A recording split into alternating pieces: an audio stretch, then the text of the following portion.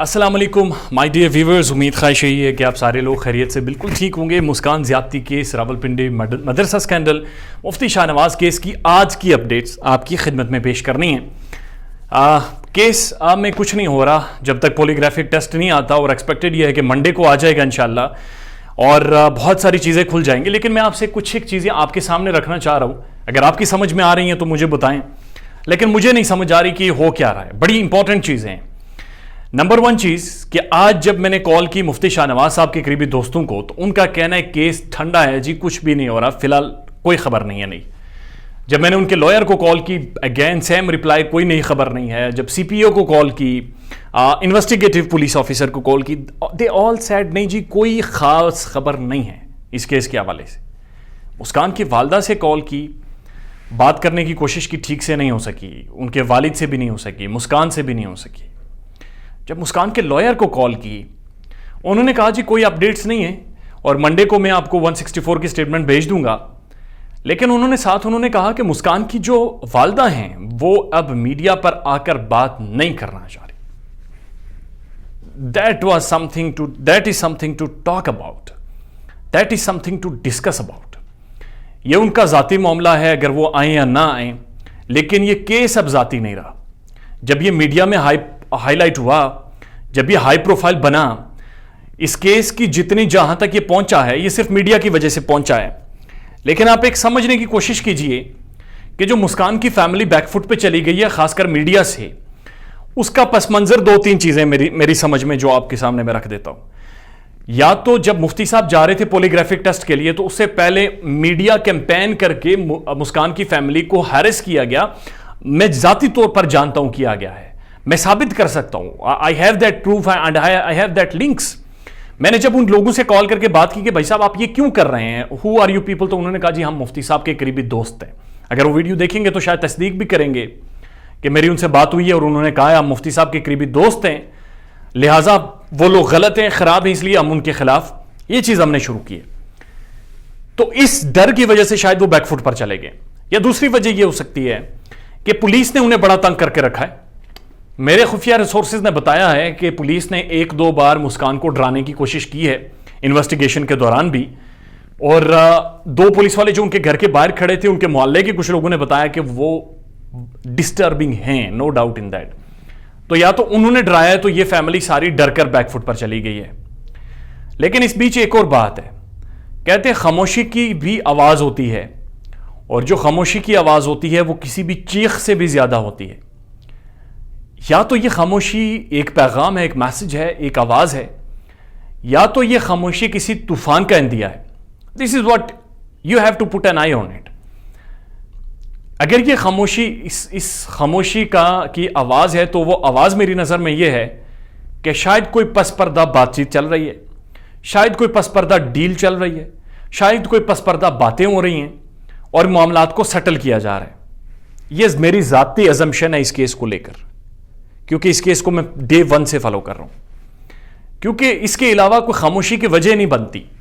یہ کیس جو سامنے آیا تھا، یہ جو منظر عام پر آیا تھا، وہ میڈیا وجہ تھی، اور اس کیس کا زور بھی میڈیا نے بنایا، اس کیس کو لوگوں تک پہنچایا بھی میڈیا نے، اور اب اس میں لوگ انوالو ہو چکے ہیں۔ یہ ہائی پروفائل کیس ہے اسلام آباد کا، پنڈی کا، so it's something very serious. لیکن ایک دم سے خاموش ہو کر روپوش ہو جانا میڈیا سے، اس خاموشی کی کیا زبان سمجھیں ہم، اس کو کیا سمجھیں؟ آپ ہی انٹرویوز دیتی رہی ہیں۔ آئی نو، میں آپ کے گھر آیا، انٹرویوڈ یو، آپ لوگوں نے مجھے بلا کر انٹرویوز دیے ہیں۔ جب میں مسکان کی فیملی کے پاس گیا تو وہاں پر 3-4 پرائم ٹیلی ویژن کی گاڑیاں کھڑی تھی۔ اٹ کاسٹ این اماؤنٹ کہ وہاں پر بندہ جا کر تو انٹرویو کرے۔ تو اب روپوش ہونے کا مقصد کیا ہے اور مطلب کیا ہے؟ میرے خیال میں کلیئر میسج ہے، یا تو بیک گراؤنڈ ڈسکشن چل رہی ہے۔ اگر دوسرا پس منظر دیکھیں کہ اس طوفان کے پیچھے، خاموشی کے پیچھے ایک طوفان ہے، تو وہ طوفان پھر پولیگرافک ٹیسٹ ہے۔ یہ طوفان پھر پولیگرافک ٹیسٹ کی صورت میں سامنے آنے والا۔ آپ یقین کریں، میری جب وہ پنڈی پیر ودائی اور دوسرے تیسرے جرنلسٹ سے بات ہوئی، وہ بھی کچھ بولنے کو تیار نہیں ہے سرپرائزنگلی۔ وہ بھی کہتے ہیں جناب ہمیں کچھ نہیں پتا، فی الحال معاملات ٹھنڈے ہیں۔ اور افتخار خٹک صاحب سے جب بات ہوئی، جنہوں نے سب سے پہلے مسکان کا انٹرویو کیا، وہ کہہ رہے ہیں میں کچھ بھی نہیں بولوں گا جب تک رپورٹ نہیں آتی۔ اب یہ پراسرار سب کا خاموش ہو جانا لائرز کا خاموش ہو جانا، پولیس کا خاموش ہو جانا، دونوں فیملیز کا خاموش ہو جانا. وہ کہتے ہیں نا کہ یوں بے سبب آتے نہیں زلزلے، زیر زمین کچھ تو ہوا ہوگا.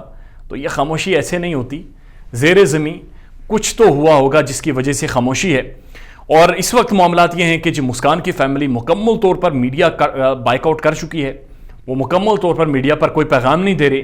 ان کے بہاف پر ان کے جو لائر ہیں وہ یقیناً اور ہر وقت اویلیبل رہتے ہیں، اور وہ میڈیا پر اپنا بیان بھی جاری کرتے ہیں، اور کسی حوالے سے کوئی خدشات ہوں وہ بھی شیئر کرتے ہیں. اور اس کے ساتھ ساتھ جو دوسری فیملی ہے مفتی شاہ نواز صاحب والے، ان کے کچھ دوست ہیں، ان کے ساتھ میرا لنک ہے، وہ کچھ اس کے بارے میں بات کریں یا نہ کریں. آپ دیکھیں ایک چیز یہ سمجھنے کی کوشش کریں کہ مس عشرت رہا ہوتی ہیں. میں کوشش کرتا ہوں، آئی پٹ این ایفرٹ کہ ان کے ساتھ انٹرویو ہو. میں کہتا ہوں فون پر آ جائیں، وائس نوٹ مجھے بھیج دیں، کوئی مسئلہ نہیں ہے. آپ وائس نوٹ میں میرے ساتھ بات کر لیں. اگر آپ کو سامنے بیٹھ کر انٹرویو دینے میں کوئی مسئلہ ہے تو اپنی آواز خود ریکارڈ کر کے مجھے بھیج دیں. میں 2 کوسچن آپ کو لکھ کے بھیج دیتا ہوں، آپ مجھے ریکارڈ کر کے بھیج دیں. میسج میں ٹائپ کر کے بھیج دیں، میں چلا دوں گا. ان کی طرف سے جواب یہ آیا کہ مسکان کی جو مس عشرت ہیں انہیں اسلام آباد سے شفٹ کیا گیا ہے ان کے آبائی گاؤں میں، لہٰذا وہ یہاں پر نہیں ہے. بنیادی طور پر میڈیا سے سائڈ لائن کیا گیا، میڈیا میں انٹرویو نہیں دینے دیا گیا. when I been to تھانہ کچہری، وہاں پر بھی کچھ لوگوں نے مفتی شاہ نواز صاحب کے ساتھ انٹرویو نہیں کرنے دیا. اب یہ جو سارے لوگ میڈیا سے بیک آؤٹ کر رہے ہیں، اب یہ جو سارے لوگ میڈیا سے پیچھے ہو رہے ہیں، اس کے کیا محرکات ہیں، اس کے پیچھے کی کیا سائنس ہے، اس کی پیچھے کی کیا سمجھ ہے، وہ بھی انشاءاللہ آپ کے سامنے رکھیں گے. لیکن ابھی تک جو چیزیں سامنے آ رہی ہیں وہ یہ ہیں کہ شاید زیر زمین کچھ ہو رہا ہے، شاید کوئی ڈیبیٹ چل رہی ہے، شاید کوئی ڈسکشن چل رہی ہے، شاید کوئی بات چیت ہو رہی ہے، اور شاید بات اسی طرف جائے گی جو مسکان کے لائر نے بات کہی تھی کہ اگر معافی تلافی ہو جائے تو راستے ممکن ہیں. اور انہوں نے یہ بھی کہا تھا کہ معافی کا راستہ ہمیشہ رہتا ہے. دیر از آلویز اے وے کہ آپ کسی انسان کو معاف کر سکتے ہیں. 164 کی جو سب سے اہم سٹیٹمنٹ ہے وہ انشاءاللہ منڈے کو لازماً آپ کی خدمت میں پیش کروں گا. اور Monday is the expected day کہ جس دن پولیگرافک ٹیسٹ بھی منظر عام پر آ جائے گی. اور اس پولیگرافک 3 ڈیفرنٹ پولیگرافک ہیں، تو میں آپ کو پوری ڈیٹیل کے ساتھ سمجھاؤں گا کہ کیا سوالات کیے گئے ہیں، کیا جوابات تھے، کیا باڈی لینگویج تھی، کون کون سے سینسرز ان کے جسم پر لگائے گئے تھے. وہ بڑا امپورٹنٹ ایک چیز ہے.